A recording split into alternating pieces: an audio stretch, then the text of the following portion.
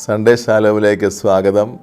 ഈശോയിൽ ഏറ്റവും പ്രിയപ്പെട്ടവരെ, ഞാൻ ഫാദർ ജോസ് ഉപ്പാണി, ചിറ്റൂർ ധ്യാന കേന്ദ്രത്തിൽ ശുശ്രൂഷ ചെയ്യുകയാണ്. ഈ അടുത്ത കാലത്ത് ധ്യാനത്തിൽ പങ്കെടുത്ത ഒരു യുവതി പറഞ്ഞ അനുഭവം പങ്കുവയ്ക്കട്ടെ. ആ മകൾ വളരെ ദൂരെ നിന്ന് ആണ് ധ്യാനത്തിൽ വന്നത്.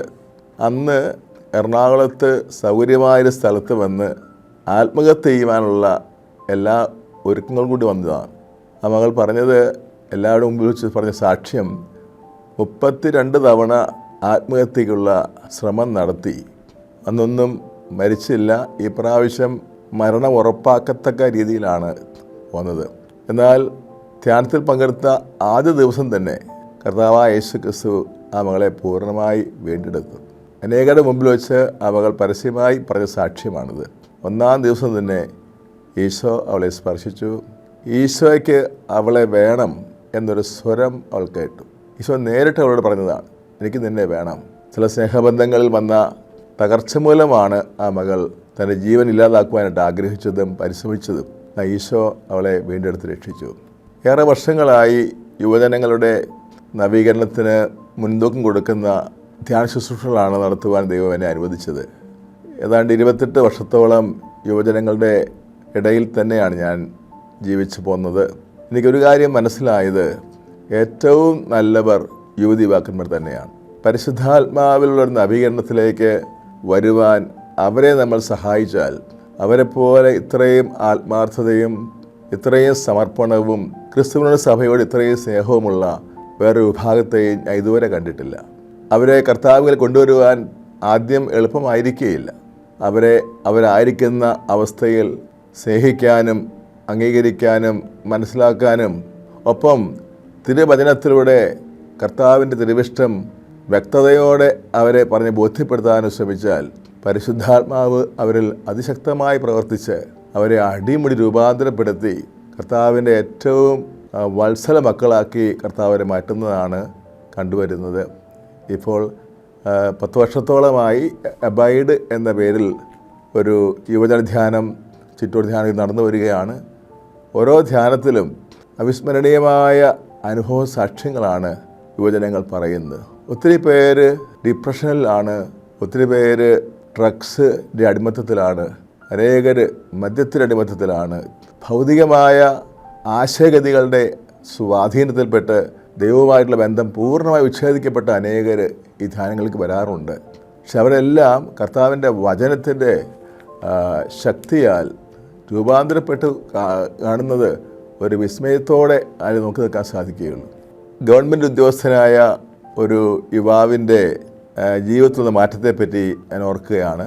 അദ്ദേഹത്തെ ധ്യാന സ്ഥലത്തേക്ക് അദ്ദേഹത്തിൻ്റെ സഹോദരിമാർ കൊണ്ടുവന്നിട്ട് പറഞ്ഞത് ഇങ്ങനെയാണ്. അദ്ദേഹം 30 ദിവസത്തോളം എറണാകുളം മെഡിക്കൽ ട്രസ്റ്റ് ഹോസ്പിറ്റലിൽ വെന്റിലേറ്ററിൽ കഴിയുകയായിരുന്നു. ആത്മഹത്യയ്ക്ക് ശ്രമിച്ചത് മൂലം ആണ് ഈ അവസ്ഥയിൽ എത്തിച്ചേർന്നത്. ഒരു വലിയ സ്നേഹബന്ധം തകർന്നടിഞ്ഞതിൽ നിരാശനായിത്തീർന്ന അദ്ദേഹം ആത്മഹത്യയ്ക്ക് ശ്രമിച്ചു. അദ്ദേഹം മരിച്ചു എന്ന വാർത്ത ഏകദേശം അദ്ദേഹത്തിൻ്റെ നാട്ടിൽ പരക്കുകയും ചെയ്തു. അവിടെ നിന്ന് കർത്താവ് അദ്ദേഹത്തെ രക്ഷിച്ചു. ആ സമയത്താണ് ധ്യാനത്തിന് കൊണ്ടുവന്നത്. എന്തായിരുന്നാലും അദ്ദേഹം ധ്യാനം തുടങ്ങിയ ഉടനെ തന്നെ ധ്യാനസ്ഥലത്ത് നിന്ന് ഒളിച്ചോടി ആത്മഹത്യയ്ക്ക് വീണ്ടും ശ്രമിച്ചു. ഒരു പാലത്തിൻ്റെ കൈവരിയിൽ നിന്നുകൊണ്ട് അദ്ദേഹം വെള്ളത്തിലേക്ക് ചാടുവാനായിട്ട് 1-ാം തവണ ശ്രമിച്ചപ്പോൾ അദ്ദേഹം പറഞ്ഞത്, ആരോ കാലയിൽ പിടിച്ച് പുറകോട്ട് വലിക്കുന്നത് പോലെ തോന്നി. ആ പ്രദേശത്ത് ഒരു മനുഷ്യനുണ്ടായിരുന്നില്ല താൻ. 2-ാം തവണയും അദ്ദേഹം വെള്ളത്തിലേക്ക് ചാടാൻ ആഞ്ഞു ശ്രമിച്ചു.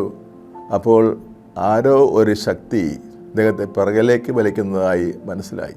3-ാമത് സർവശക്തിയോടും കൂടെ എടുത്തു ചാടാൻ ശ്രമിച്ചപ്പോൾ അദ്ദേഹത്തിൻ്റെ പേര് ഒരാൾ വിളിക്കുന്നത് കേട്ടു. അത് ശക്തമായൊരു സ്വരമായിരുന്നു. എനിക്ക് നിന്നെ വേണം എന്നതായിരുന്നു ആ സ്വരം. അദ്ദേഹം അതോടെ ദൈവത്തിൻ്റെ ഇടപെടലാണെന്ന് മനസ്സിലാക്കി ആ സ്പോട്ടിൽ നിന്ന് കരഞ്ഞുകൊണ്ട് ധ്യാന സ്ഥലത്തേക്ക് ഓടിയെത്തി എല്ലാവരുടെ മുമ്പിൽ വെച്ച് സാക്ഷ്യം പറയുകയും ചെയ്തു. പിന്നീട് അദ്ദേഹം ചെയ്തത്, ധ്യാനകേന്ദ്രത്തിലേക്ക് വന്ന് അവിടെ താമസമാക്കി വൈകുന്നേരം മുതൽ രാത്രി വൈകോളം അടുക്കളയിലും മറ്റും ആവശ്യമായ സേവന ശുശ്രൂഷകൾ ചെയ്യും. അതെല്ലാം കഴിഞ്ഞ് രാത്രി കാലത്ത് ഏറെ നേരം ചാപ്പൽ വന്ന് പ്രാർത്ഥിക്കും. വെളുപ്പിന് തയ്യാറായി ജോലിക്ക് പോകും. അനേക വർഷങ്ങൾ അദ്ദേഹം അങ്ങനെ ചെയ്തത് ഞാൻ അനുസ്മരിക്കുകയാണ്.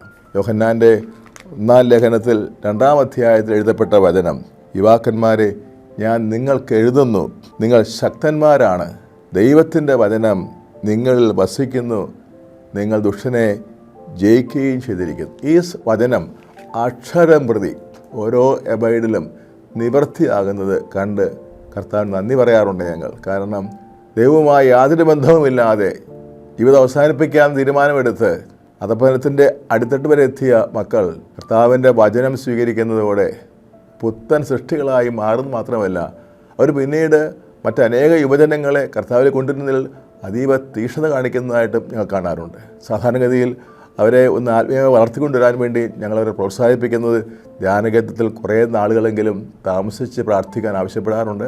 കുറേ പേര് ഫുൾ ടൈമേഴ്സായിട്ടും വീക്കെൻഡുകളിലൊക്കെ വന്ന് അവിടെ വസിച്ചുകൊണ്ട് പ്രാർത്ഥനയിലും ശുശ്രൂഷയിലും വ്യാപരിക്കും. അതുകൂടാതെ ഞായറാഴ്ച തോറും ഞങ്ങൾ ഹോമിഷൻ നടത്തും. നിശ്ചയിച്ച മുൻകൂട്ടി നിശ്ചയിച്ച ഇടവുകൾ ചെന്നിട്ട് ഓരോ വീടുകളിലും കയറി ഇറങ്ങി യുവജനങ്ങൾ ഓരോ വീടുകളിലും കയറി ഇറങ്ങി അവർക്കുണ്ടായ യേശു അനുഭവം മറ്റ് യുവജനങ്ങളോട് വ്യക്തിപരമായി പറഞ്ഞ് ബോധ്യപ്പെടുത്തി അവരെ ബൈബിളിലേക്ക് കൊണ്ടുവരുന്ന ശുശ്രൂഷയാണിത്. അത് വളരെ വിജയപ്രദമായി തോന്നിയിട്ടുണ്ട്. ഓരോ കുടുംബത്തിലും ഈ നവീകരിക്കപ്പെട്ട യുവതീവാക്കന്മാർ ഓരോ കുടുംബത്തിലും കാലുകുത്തുമ്പോൾ തന്നെ ആ കുടുംബാംഗങ്ങൾ അതിൽ വലിയ സന്തോഷം പ്രകാശിപ്പിക്കാനും അവരുടെ കുടുംബം രക്ഷിക്കപ്പെട്ട അനുഭവത്തിലേക്ക് വരുന്നതായിട്ടും അവർ പറയാറുണ്ട്. അതിനാൽ യുവജനങ്ങൾ പരിശുദ്ധാത്മാവിൻ്റെ അഗ്നി അവരിൽ കത്തിച്ച് അവരെ സഭയുടെ മുഖ്യധാരാ പ്രവർത്തകരാക്കാൻ നമുക്ക് തീർച്ചയായിട്ടും പറ്റും. അതിന് വേണ്ടത്ര പരിശ്രമങ്ങൾ നടക്കുന്നില്ലെന്നാണ് എൻ്റെ ഒരു എളിയ അഭിപ്രായം. അതിന് എല്ലാവരെയും ഞാൻ ക്ഷണിക്കുകയാണ്. യുവജനങ്ങളാണ് നമ്മുടെ സഭയുടെയും സമൂഹത്തിൻ്റെയും കുടുംബത്തിൻ്റെയും നിധിയും മുത്തും. അവരെ അവഗണിക്കരുത്. അവരെ കർത്താവിൻ്റെ സ്നേഹം കൊടുത്ത് അവരെ കർത്താവിൻ്റെ സ്നേഹത്തിലേക്ക് കൊണ്ടുവന്ന് അവരെ രക്ഷയുടെ ഉപകരണങ്ങളാക്കി തീർക്കാൻ തീർച്ചയായിട്ടും സാധിക്കും. എന്നോടൊരു അവസരത്തിൽ സഭയുടെ ഒരു ഉന്നത അധികാരി ചോദിക്കുകയുണ്ടായി, ഇത്രയും പ്രായമായ ഒരു അച്ഛനാണോ യുവജനങ്ങളൊക്കെ ശുശ്രൂഷ ചെയ്യുന്നത്? സത്യത്തിൽ യുവജനങ്ങളുടെ കൂടെ ജീവിക്കുകയും പ്രാർത്ഥിക്കുകയും ദൈവശുശ്രൂഷയും ചെയ്യുമ്പോൾ പ്രായം കഴിഞ്ഞു പോകുന്നത് അറിയുന്നില്ല എന്നുള്ളതാണ് സത്യാവസ്ഥ.